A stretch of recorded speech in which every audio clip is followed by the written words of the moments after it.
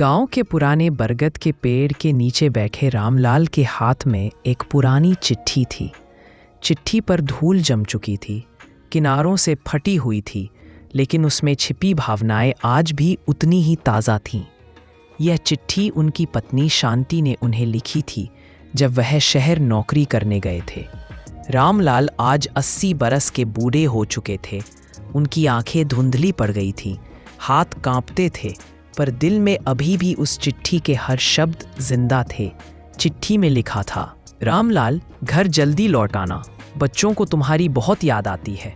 खेत बंजर हो रहे हैं, लेकिन मन तुम्हारे बिना और भी सूना है। लेकिन उस समय रामलाल गांव लौट नहीं पाए थे। पैसे कमाने की चाहत ने उन्हें बांध लिया था।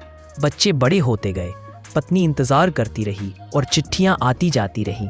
साल बीतते गए, बच्चों ने पढ़ लिख कर शहर की राह पकड़ ली। रामलाल का सपना था कि वे अपने बच्चों को गरीबी से बाहर निकालें, और यह सपना पूरा भी हुआ। मगर जब वे लौटकर गांव आए तो पाया कि शांति अब इस दुनिया में नहीं थी। सिर्फ उसकी लिखी चिट्ठियां थीं जो अब भी अलमारी के कोने में सुरक्षित रखी थीं। रामलाल अक्सर उन चिट्ठियों को पढ़ते और आंसू पोंछते। उनका मन कहता था, काश मैं पैसों के पीछे भागने के बजाय उस समय घर लौट आता। गांव के लोग जब रामलाल से मिलने आते तो कहते, चौधरी जी, आपके बच्चे बड़े बड़े अफसर बन गए, आप भाग्यशाली हैं।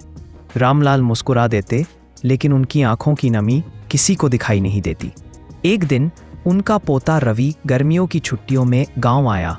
उसने दादा को चिट्ठी पढ़ते हुए देखा और पूछा, दादाजी, आप बार बार ये कागज क्यों पढ़ते हो? रामलाल ने पोते को गोद में बिठाकर कहा, बेटा, ये कागज नहीं है, तेरी दादी की आवाज है। जब इंसान प्यार और रिश्तों को भूलकर सिर्फ दौलत कमाने की सोचता है, तो वही होता है जो मेरे साथ हुआ। रवि मासूमियत से बोला, तो दादाजी, गलती किसकी थी? रामलाल की आंखों से आंसू छलक पड़े। उन्होंने धीमी आवाज में कहा, गलती लालच की थी।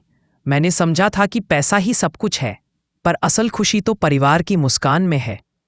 उस दिन रवि ने निश्चय किया कि वह बड़ा होकर सिर्फ पैसे कमाने की नहीं, बल्कि अपने परिवार को समय देने की भी कोशिश करेगा। बरगद के नीचे बैठा रामलाल आसमान की ओर देख मुस्कुरा रहे थे, जैसे शांति की आत्मा से कह रहे हों, अब मैंने अपनी गलती मान ली है। देर से ही सही, पर शायद अगली पीढ़ी वही भूल नहीं करेगी।